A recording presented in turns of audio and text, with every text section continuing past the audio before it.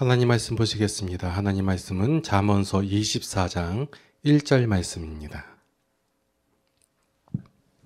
잠언 24장 1절 말씀, 한 절 말씀입니다. 너는 악인의 형통함을 부러워하지 말며 그와 함께 있으려고 하지도 말지어다. 아멘. 자유에 대한 책임이라는 제목을 가지고 이유진 목사님 말씀 증거해 주시겠습니다. 전에 교회를 담임하고 있을 때 주일날만 되면은 거린들이 돈을 얻으러 옵니다. 그러면은 묻지도 않고 따지지도 않고 그냥 1,000원을 줍니다. 그랬더니 어떤 친구는 와가지고 그걸 안 받고 많이 쳐다보더라고요. 나 바쁜데 받아가고 빨리 가면 좋은데. 그래서 왜 안 받냐고 그랬더니까 1,000원이 뭡니까 그래. 받는 사람의 말을 주인한테 주는 대로 받아가지. 그 말은 안 하고 아니 왜 그러시냐고 그랬더니 아니 하나님이 말씀하기를 형제 사랑하기를 내 몸같이 사랑하라 했는데 1,000원이 뭡니까 그래요. 10,000원은 줘야지 그래.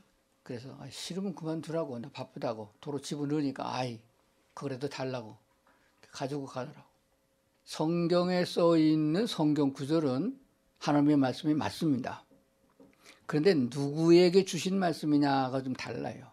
형제 사랑하기를 내 몸같이 사랑하라 그거는 얻어가는 거린에게 써먹으라고 준 구절이 아니에요. 믿는 사람이 믿는 사람에게 그렇게 해야 된다는 말씀이 됩니다. 우리가 교회를 여러 해 다녀도 분별을 잘하지 못하면은 성경 말씀을 잘못 해석할 수가 있습니다. 유대인에게 주신 말씀이 있고 유대인 중에서도 이스라엘인에게 준 말씀이 있고 오늘 우리는 이방인으로서 하나님과 아무 관계가 없던 사람들인데 그야말로 하나님의 은혜로 예수님을 구주로 영접해서 하나님의 자녀라 하나님의 백성이라 일컬음을 받았습니다. 그런 사람에게 주신 말씀이 따로 있습니다. 그러니까 분별하지 못하면 부담이 되고 힘들어 따라가기가 어렵습니다.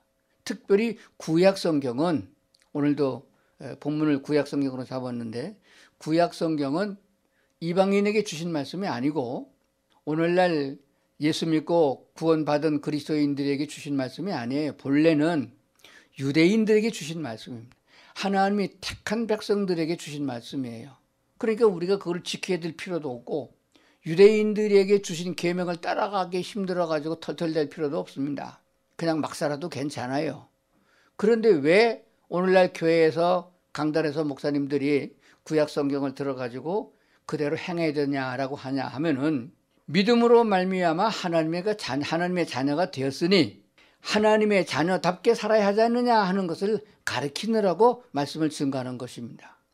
그러니까 우리 이방인들 중에서 예수를 믿어서 하나님을 아버지라고 부르고 천국에 들어갈 준비를 하고 있는 그리스도인들은 하나님의 말씀이 구약이나 신약이나 다 잘 받아들여야 합니다. 그러나 중요한 것은 믿음의 분량대로 받아들여야 되는 것이에요. 목사님의 믿음이 다르고 장로님이나 권사님의 믿음이 다릅니다. 오늘 교회 나온 사람의 믿음이 달라요. 그러니까 자기 믿음만큼만 받아들이면 되고 마음에 부담이 되고 좀 거칠게 들리는 것은 그냥 불평하지 말고 그냥 하나님이 그 믿음을 주시면 나도 그때 가서 하겠습니다. 그런 자세를 가지면은 편한 줄로 믿습니다. 그렇다고 해가지고 하나님이 너 이놈 그렇게 하지 않으니까 크게 걱정하지 않아도 될 줄로 이렇게 믿습니다. 아멘도 안 하시네. 부담스럽지 않은가 보죠? 너무 자유분방하면은 그것도 문제가 좀 될 수 있습니다. 오늘 성경 본문을 잠언 24장 1절에 있는 말씀 봤는데 같이 한번 다시 보시겠습니다. 한번 다 같이 읽어보도록 소리내서 하겠습니다. 시작. 너는 악인의 형통함을 부러워하지 말며 그와 함께 있으려고 하지도 말지어다.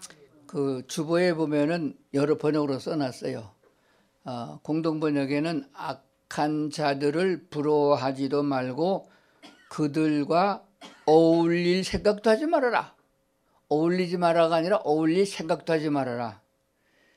쉬운 성경에는 악인들을 부러워하지 말라.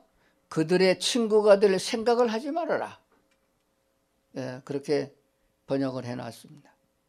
그러니까 우리가 생각하기에 저 나쁜 놈, 악한 사람, 대먹지 못한 사람, 거짓말쟁이 그런 사람이 있으면은 그런 사람들과 사귀려고 하지 말아라. 생각도 하지 말라 그랬어요. 그런데 그렇지 못한 경우가 많이 있거든요. 왜냐하면은 사업상 또 친구할 수도 있잖아요. 어떻게 독불장군으로 살겠어요?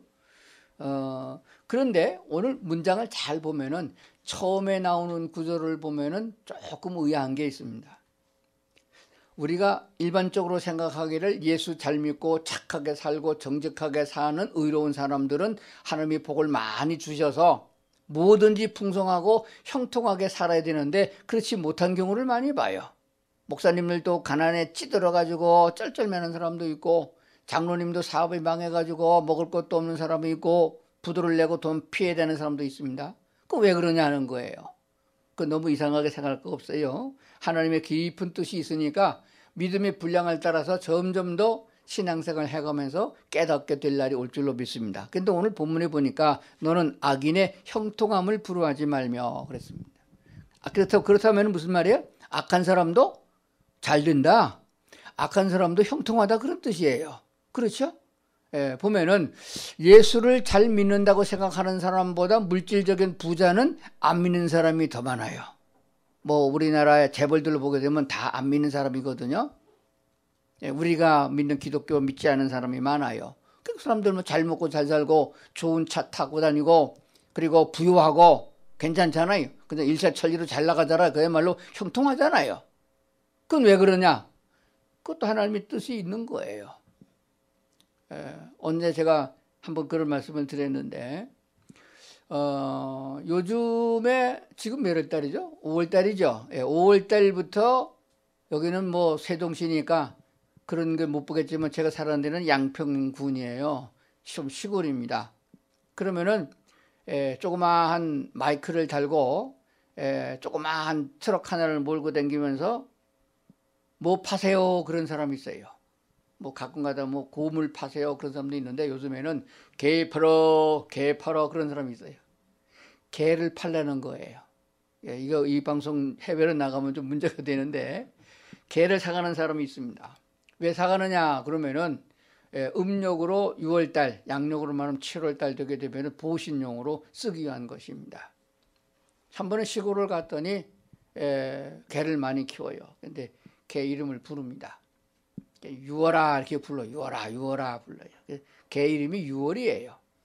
근데 뭐 잘 먹여요. 북에다가를 삶아가지고 사람 잘 못 먹는데 잘 먹여요. 그래서 왜 이름을 유월이라고 지었냐 그랬더니 6월달 되면 잡아먹으려고 유월이라고 지었다는 거예요.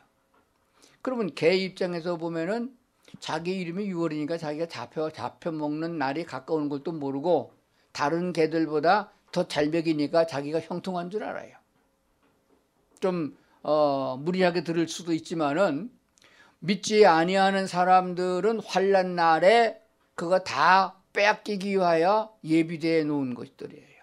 그러므로 오늘 성경 말씀하기를 부러워하지 말라 그랬습니다. 그래도 부러워하는 사람들이 많아요. 그래도 그렇지요.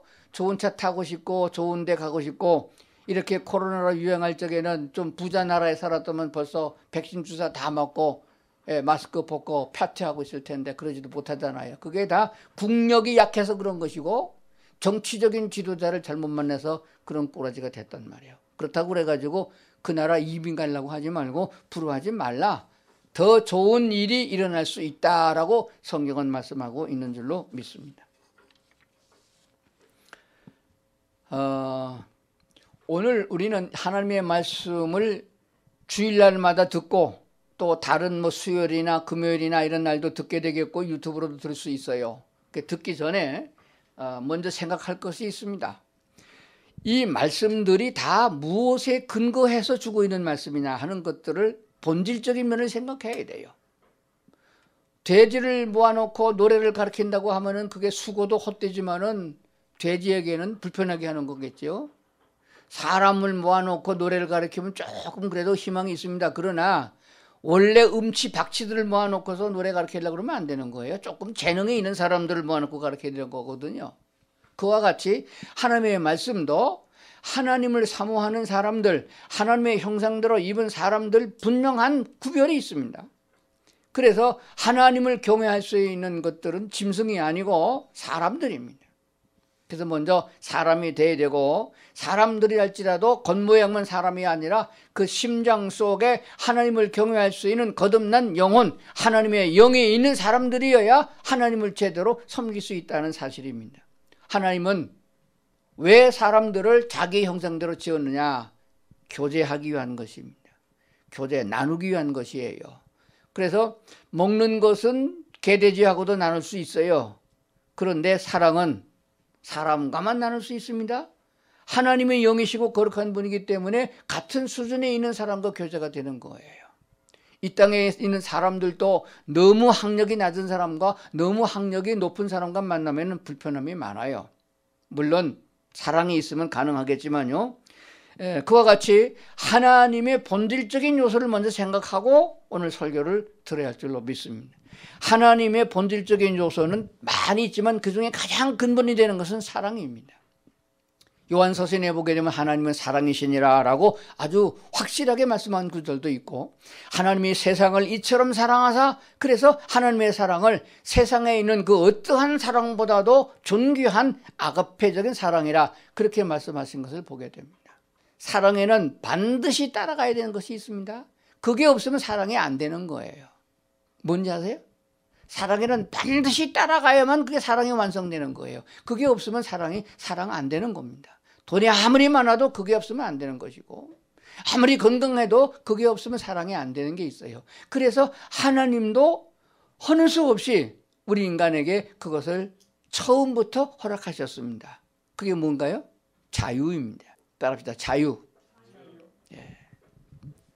사람만이 이 자유를 추구할 수 있고 자유를 누릴 수 있습니다. 사랑의 자유가 빠지면은 그 사랑이 안 되는 거예요. 그래서 하나님은 우리 인간을 만드시고 피조물이잖아요, 우리 인간은. 그럼에도 불구하고 하나님을 스스로 사랑할 수 있게 하셨습니다. 그래서 하나님을 배신할 수 있는 자유까지 주셨습니다. 그게 참된 자유예요. 그러면 그 자유를 가지고 하나님을 배신해서 우상 숭배해야 되겠어요? 아니면 그 자유를 가지고 하나님을 사랑하는 자가 되겠어요? 하나님을 사랑하는 자가 돼야 된다 하는 분명한 사실을 기억해야 됩니다. 시편 37편에도 1절에 보면 악을 행하는 자들 때문에 불평하여 말고 불의를 행하는 자들을 시기하지 말지니라 한 것을 보게 됩니다. 제가 말씀드리고자 하는 본질이 뭔지 조금 이게 이제 감이 잡힌 줄로 믿습니다. 우리가 가지고 있는 이 자유로 가지고 악을 행하거나 범죄하는 데 쓰거나 마귀를 따라가서 하나님을 노하시게 하는 자가 되서는 안 되겠고, 하나님만을 경외하고 하나님의 뜻을 따라서 서로 사랑하는 자가 돼야 된다 하는 진리를 성경은 가르치고 있습니다. 우리가 몰랐을 때에는 몰라서 못했어요. 몰라서 그 길을 갖고 그냥 짐승처럼 막 살다가 때가 되면 죽었거든요. 죽으면 지옥 가잖아요. 영원한 지옥으로 갑니다. 그래서 우리로 하여금 깨달을 수 있도록 선지자를 보냈고, 오늘날은 복음을 전하는 전도자들을 보내서 우리로 하여금 왜 인간은 죽음에 이르게 되겠고 헤어나지 못하고 죄에 빠져 있느냐 하는 걸 알게 하셨습니다. 그래서 말씀을 듣고 깨달아서 예수를 구주로 영접해서 거듭나서 하나님의 자녀가 됐단 말이에요. 그러면은 하나님과 교제할 수 있는 수준에 이르렀단 말이에요. 그래서 하나님 나라에 가기 전에 우리는 이웃과 더불어 믿는 사람끼리 사랑의 교제를 나누게 되어 있음을 보게 되었습니다. 그것이 참된 기쁨이요, 그것으로 말미암아 하나님과 더 가까워지는 영적인 교제가 이루어지는 사람다운 사람이 된다는 사실을 우리가 깨닫게 되는 것입니다. 이것이 없으면 짐승이요, 이렇게 서로 사랑하지 못한다고 하면은, 하나님도 사랑하지 못하고 사람도 사랑하지 못한다고 하면은 그거는 짐승보다 더 추한 자가 될 수밖에 없습니다. 사람을 사랑하지 못하고 사람을 사랑하다 배신을 당하고, 그래서 요즘에는 개들을 많이 사랑해요. 요즘 애완동물이 개만이 아니고 뭐 조그만 돼지 새끼도 애완동물이라고 사랑하고 있고, 뭐 고슴도치도 끌어안고 사랑하고, 밤에 찌르면 어떻게 할까 모르겠습니다. 뭐 별일이 다 많아요. 그리고도 아주 가치 있게 여깁니다. 근데 세월 지나고 보세요. 그 다 쓸데없는 짓입니다. 솔로몬처럼 부귀영화를 억수로 누렸다 할지라도 마지막에 그가 쓴 자서전을 보면 첫 구절이 헛되고 헛된 일을 시작하고 마지막까지 가서도 보면은 이 모든 것은 다 헛되도다라고 고백한 걸 보게 됩니다. 그럼 참된 것이 뭐냐? 하나님과 교제하는 사람이 되어 하나님께로부터 은혜를 입어서 그 사랑을 가지고 나눔에 산 사람, 영원한 천국에까지 이룰 수 있는 사람을 말하고 있는 줄로 믿습니다.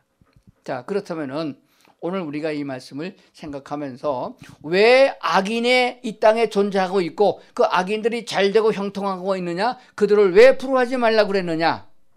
시편의 말씀을 보게 되면 불평하지 말라 그랬습니다. 근데 사람의 속에는 하나님의 영이 없으면은 악마의 영이 들어가 있거든. 자기는 몰라요. 그래서 악마의 영이 나를 부채질해가지고 나로 하여금 분노를 일으키고 승질나게 하고 원망하게 하고 불평하고 욕을 하게 하거든. 정의로운 분노도 있고 정의로운 욕도 있지만 그거는 뭐 아무나게 막 주는 건 아닙니다. 심지어 요한 같은 그런 선지자에게나 주는 것이지 평민들에게 주는 거 아니에요. 요즘 수 보면서 목사들도 욕을 깨달아 하는데 그것 따라서 교회 목사들이 욕하면 안 되는 겁니다. 그건 아무나 하는 게 아니에요. 뭐 우리 세종들교회 목사님은 욕을 안 하는 걸로 알고 있는데 혹시 모르죠. 승질나면 하는지. 아무리 승질나도 지 마누라 들고 패는 거는 그건 사람이 아니에요. 하나님이 그걸 그렇게, 하나님의 사람은 그렇게 하지 않은 줄로 믿습니다. 사도행전 10장에 보면은 베드로가 하나님의 특별한 영을 받아서 전도하러 갔던 적이 있습니다. 이방인인데 고넬료라는 백부장의 집에 전도를 하러 간 적이 있어요. 하나님의 성령이 강제로 가게 해서 가서 복음을 증거하게 된 겁니다. 다 그들이 그냥 잘 받아들여서 예수를 믿고 거듭난 역사가 일어났어요. 그때 한 말이 있습니다. 베드로가 입을 열어 말하되 내가 참으로 하나님은 사람의 외모를 보지 아니하시고 각 나라 중 하나님을 경외하며 의를 향하는 사람을 다 받으신 줄 깨달았다. 대사도인 베드로가 뭘 깨달았느냐? 하나님은 외모를 절대 보지 않는다. 국적을 보지 않는다. 어떤 족속이든지 간에 어떤 나라 사람이든지 간에 하나님을 경외하는 사람들을 받아주신다. 그래서 그 선행을 받아들여서 베드로 사도를 강제로 보내서 복음을 듣게 하고 복음을 들어야 바꿔지는 거니까. 이방인이 거듭나서 하나님의 백성으로 바꿔지는 거니까 이게 먼저 된 다음에 하나님의 사람으로 누릴 수 있는 법도를 가르친다는 거예요. 그래서 하나님은 외모를 보지 않는다 하는 것입니다. 그래서 돈 많은 거, 겉모양 잘생긴 거, 좋은 집에 사는 거, 비싼 아파트에 사는 거, 그런 거 절대 부러워하지 말라고 그랬어요. 일단은 아멘을 해야 하나님의 은혜를 입는 법이에요. 그저 주신 것 버리지 말고 주신 건 잘 누리면 되는 거예요. 괜히 그 잘 사는 사람 악하긴 짓해갖고 또는 뭐 정상적으로 벌었다 할지라도 마귀의 자녀들이 잘 사는 거 가지고 부러워하지 말고 불평도 하지 말고 그렇게 말씀한 걸 보게 됩니다.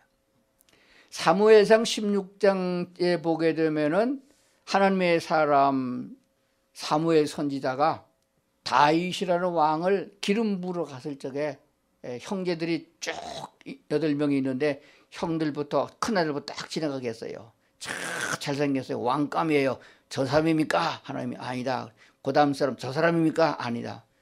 말째 보니까 다 없어요. 지지한 것밖에 없는 거예요. 말째는 들에서 오지도 않고요. 다윗은.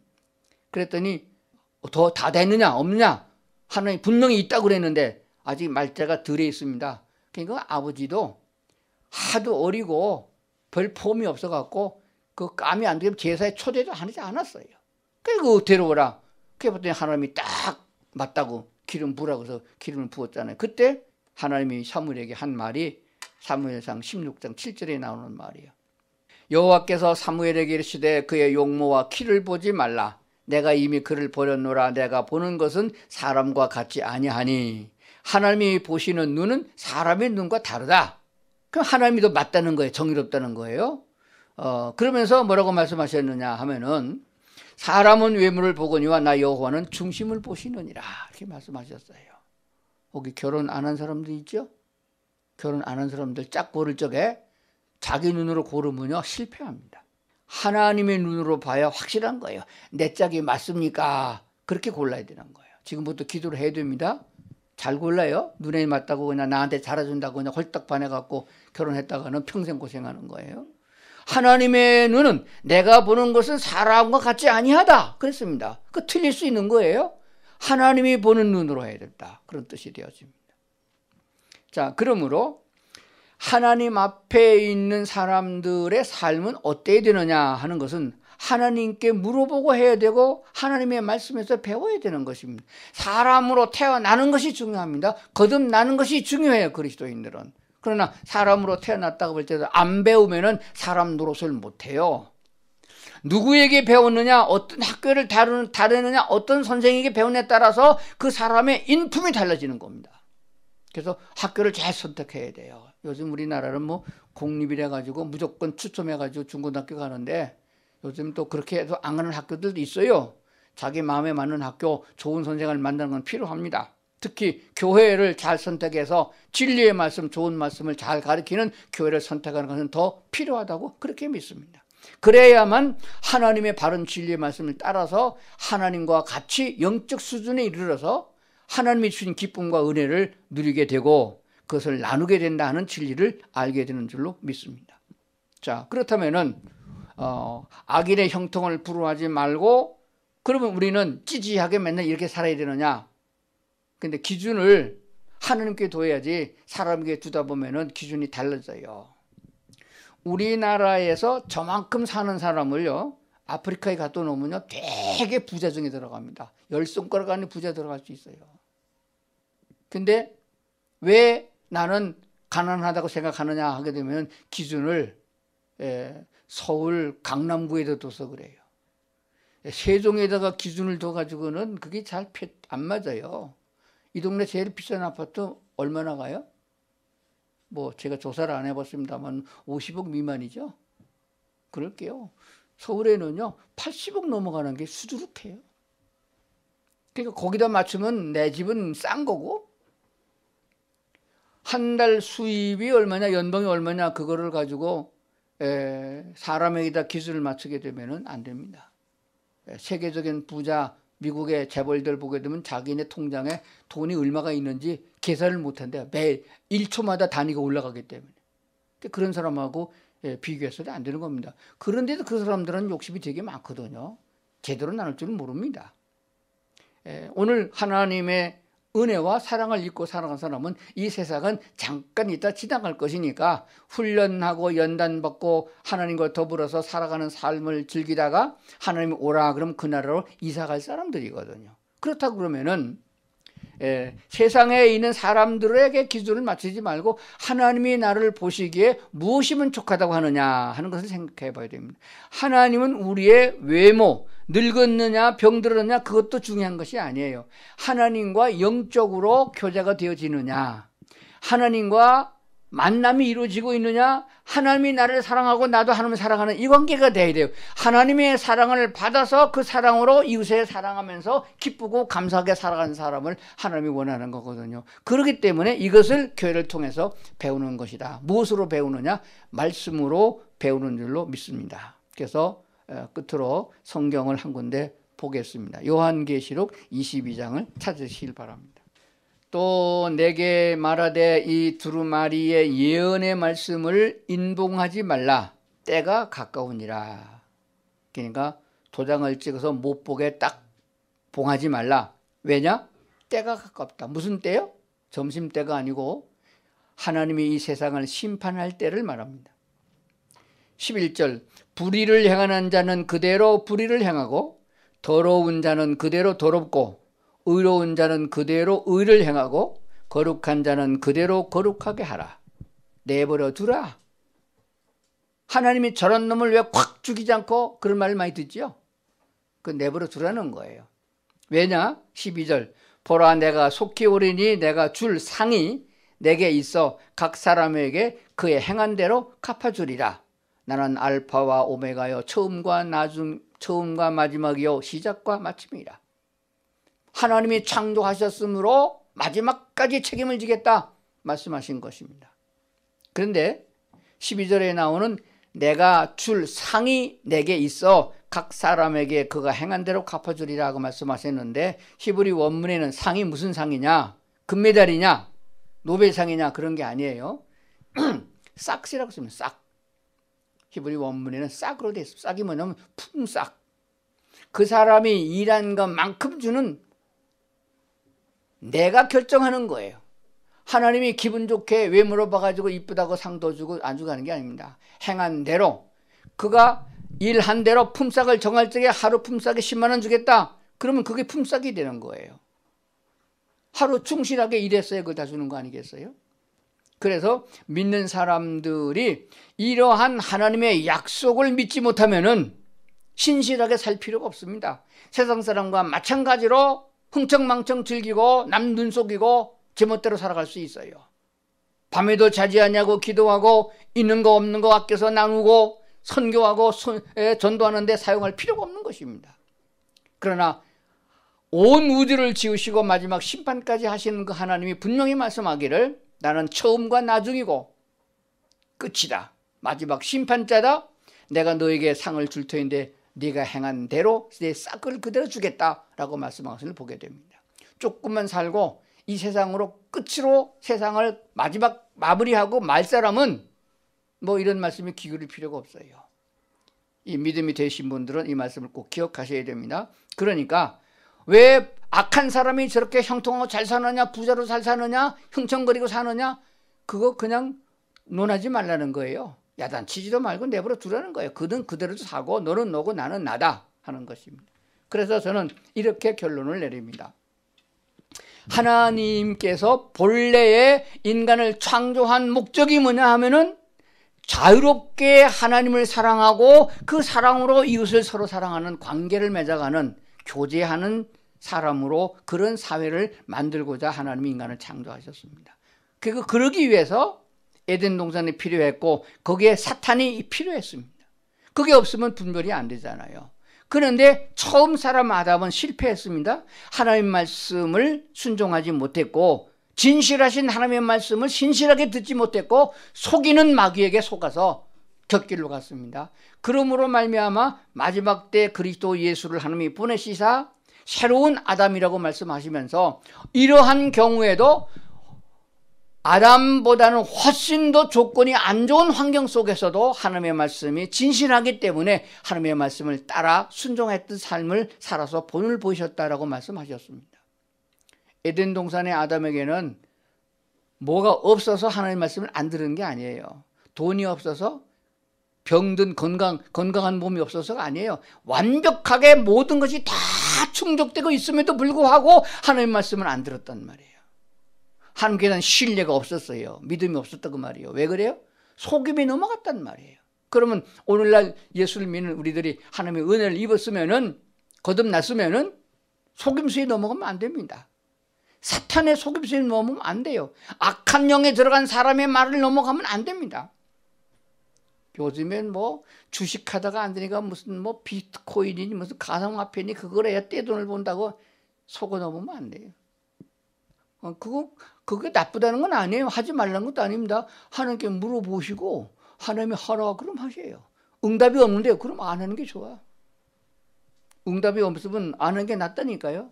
확실하게 응답 받고 하세요. 그러면 됩니다. 그래서 많이 벌으면 또 많이 잘 쓰면 되는 거거든요. 그래서 그 이후로 구약과 신약의 모든 역사가 다 하나로 이어집니다. 돌아오라. 신실하신 하나님께 돌아와서 다시 배우라. 깨달으라. 내가 너를 용서하리라. 내가 주는 말씀으로 새롭게 되라 하는 것을 말씀하고 있습니다. 그래서 거기에 해당되지 않은 사람은 하나님이 심판하셔서 쓸어버리셨습니다. 잘 안 되면 버리잖아요. 여주에 가면 도자기 공장이 많아요. 제가 그 가까워서 도자기 축제할 때 많이 가는데 도자기 굽는데 가마솥에 가면요 참 멀쩡한 도자기 많아요. 근데 다 깨버렸어요. 산더미같이 쌓아놨어요.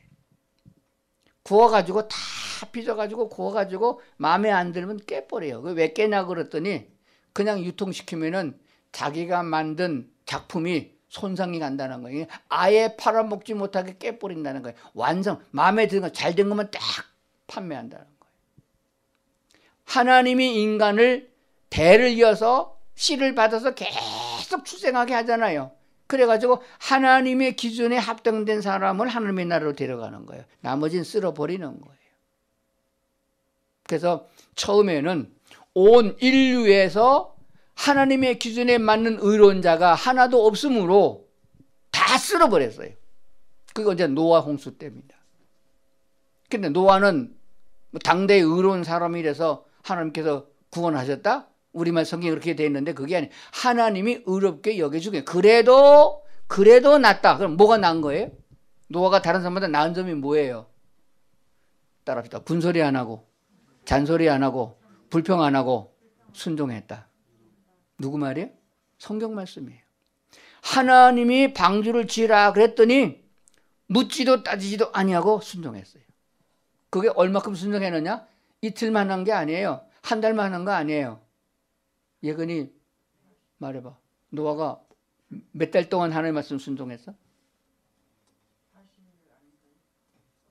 몇 년 했죠? 예, 홍수가 날 때까지 하나님께서 심판할 때까지 순종했어요. 그렇다면 지금 우리 말로 말하면 뭐래요? 평생 동안 순종해야 된다. 누구 따라가야 된다? 하나님 말씀을 따라가야 된다는 것이에요. 그러면은 하나님께서 하신 말씀이 맞다, 옳다, 진리다라고 믿는 사람이 따라가는 거예요. 하나님은 확실하다, 하나님의 말씀은 변함이 없다 이렇게 믿는 사람이어야만 그 따라가는 겁니다. 그래서 하나님께서는 노아의 그런 점을 보시고 의롭다고 여기셨고 그의 가족을 다 구원하신 줄로 믿습니다. 그 집안 중에서 하나가 바로 됐으면은 다른 사람도 같이 영향을 받을 수 있는 거예요. 그래서 예수 잘 믿는 어머니나 아버지가 영향력을 잘 끼칩니다. 자녀들도 영향이 가는 거예요. 그렇습니다. 그러다가 다음에 심판할 적에는 절 인류를 한 게 아니고 한 도성 자체를 심판했던 적이 있어요. 소돔과 고모라는 도성을 멸망할 적에는 하나님께서 그 중에서 의로운 사람을 건져냈는데 의로운 사람 10명도 없어서 그 성을 심판했다라고 말씀하고 있습니다.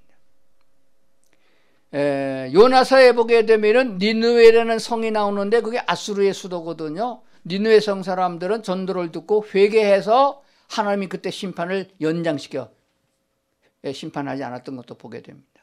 그 후로 보게 되면은 지금은 이렇게 마지막 때에 노아의 홍수처럼 불로 심판하는 마지막 때에는 온 인류가 다 심판받겠지만은 그 중에서도 하나님이 의로운 자를 개별적으로 건져주시는 역사를 보게 됩니다. 그래서 단체로 몰아서 심판할 때도 있지만은 개별적으로 심판하고 개별적으로 구원받는 사람도 있어요. 소돔과 고모라가 멸망할 적에는 롯의 가족들이 구원받았고 소돔과 고모라 노아의 홍수 때 노아의 가족이 구원을 받았고 그렇습니다. 그러니까 우리가 알고 있는 대로 유다가 먼저 멸망한 게 아니고 북왕조인 이스라엘이 먼저 아수르에 멸망당했잖아요. 그로 100여 년 후에 유다가 멸망해서 바벨론의 포로 잡혀갔거든요. 그래서 싹 두 나라가 하나님의 선택 백성이 다 망해버렸어요. 그런데도 불구하고 하나님이 남겨둔 자들이 있었어요.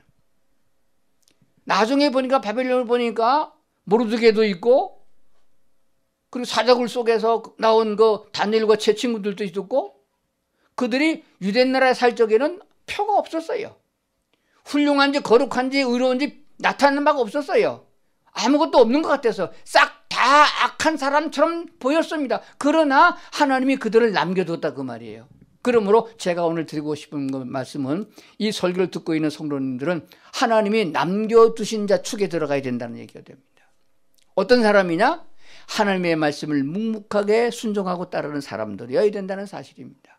그렇게 되면은 하나님께서 그들을 통하여 70년 만에 다시 회복되게 하셨고 하나님의 백성들을 통해서 그리스도 예수가 탄생하게 하신 그 역사를 보게 되는 것입니다. 그렇다면은 하나님은 지금도 우리들을 통하여 하시고자 하는 일을 하고 계신다는 것을 분명히 믿어야 합니다.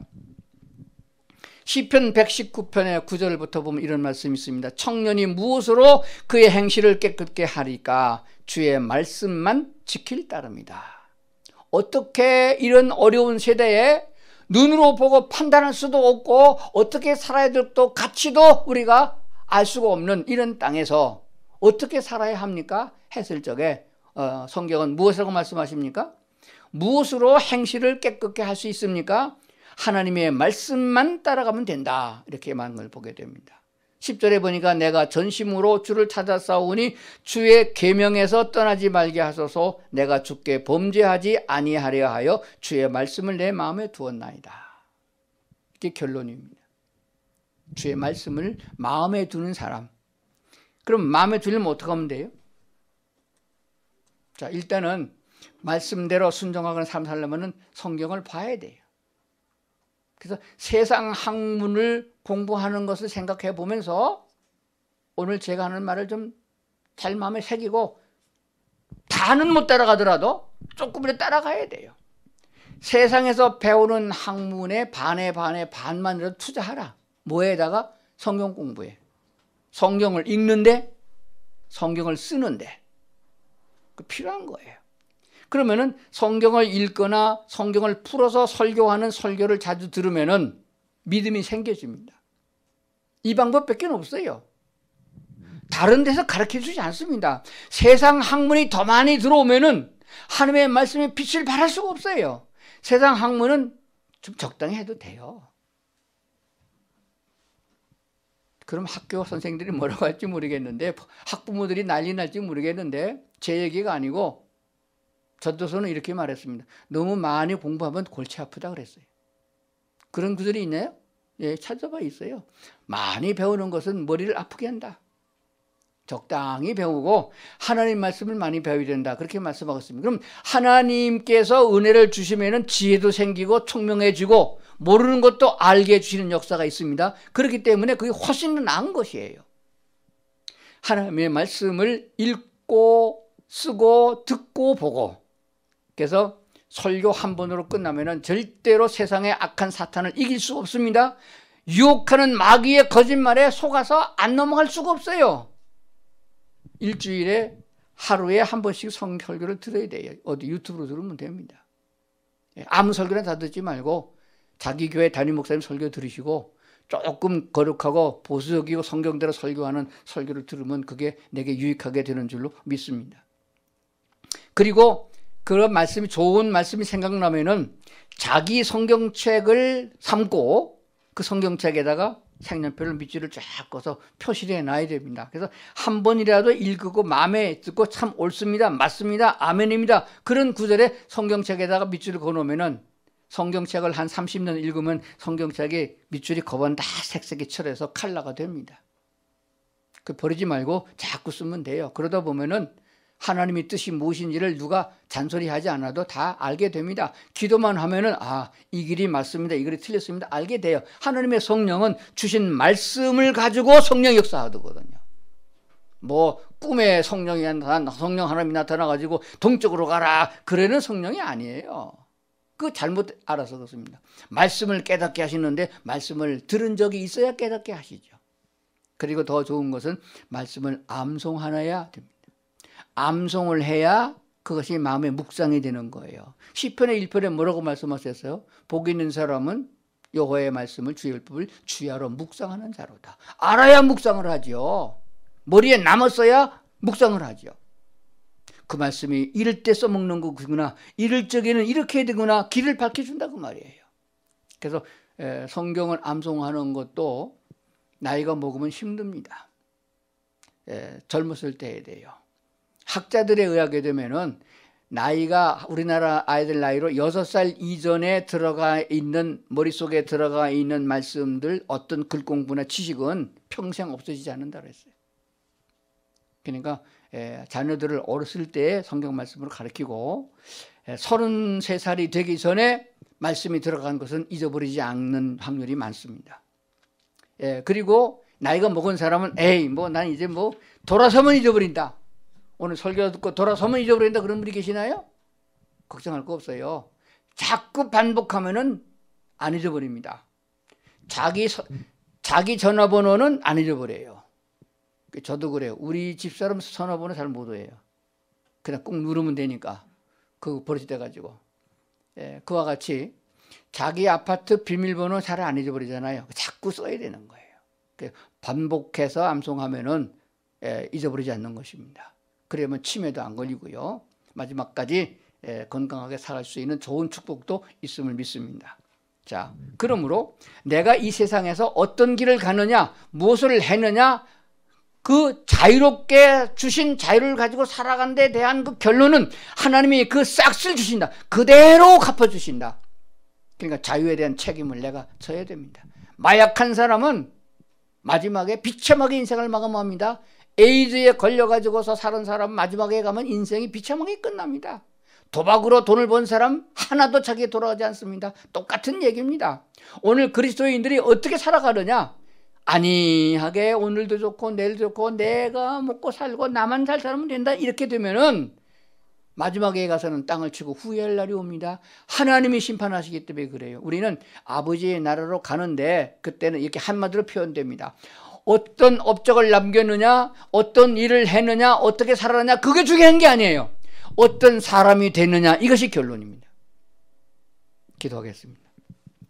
하나님 아버지, 오늘도 우리를 하나님의 교회로 보내주셔서 하나님 주신 자유와 하나님 주신 축복을 누리며 살게 하셨습니다. 감사합니다. 그러나 그에 대한 책임도 또한 내가 져야 할 것을 믿습니다. 내게 맡겨준 믿음의 분량을 따라 형제를 사랑하고 가족을 사랑하고 전도하게 하시고 영혼을 구원하는 일에 하나님의 일에 참여한 바 되되 그것이 기쁘며 감사가 넘치는 삶이 되게 하여 주시옵소서. 아버지 하나님 나라에 갔을 때 잘했다고 칭찬받으며 함께 기뻐할 수 있는 하나님의 잔치에 함께 즐거워할 수 있는 그런 믿음이 되도록, 그런 성숙한 그리스도인이 되도록 저희를 도와주시고 축복해 주시옵소서. 예수님 이름으로 기도드리옵나이다. 아멘.